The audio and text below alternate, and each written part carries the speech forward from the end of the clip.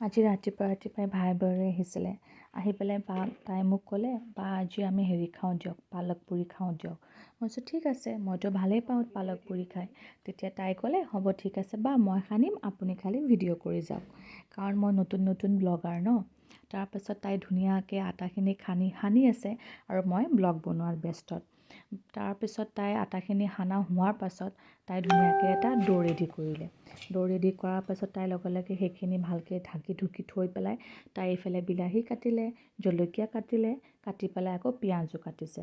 কাটি পেলাই তাই ক'লে তেতিয়াহ'লে বা মই পুৰিকেইখন ভাজোঁ, পুৰিকেইখন বেলোঁ, আপুনি ভিডিঅ' কৰক। মইতো ভালেই পালোঁ, কাৰণ মই এতিয়াতো ব্লগ বনাওঁ ন, যিহেতু মই এতিয়া ব্লগ দিবই লাগিব। তাৰপাছত তাই ধুনীয়াকৈ পুৰিকেইখন বেলি আছে।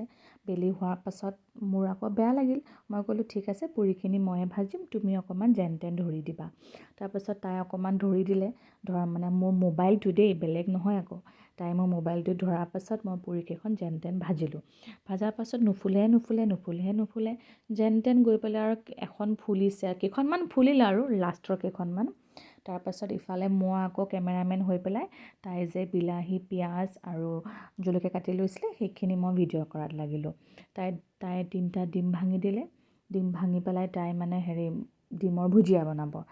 ডিমৰ ভুজিয়া আমাৰ এয়া হৈ গ'ল ৰেডি। তাৰপিছত মই ভাবিলোঁ মইতো চাহ বনাই ভাল পাওঁ আৰু মোৰ চাহ খাই চবেই ভাল পায়। সেইটো কাৰণে মই চাহ বনালোঁ। চাহ বনাই উঠি পেলাই বেলেগক দিছোঁ নে মই নাজানো, কাৰণ মোৰ নিজৰ প্লেটখন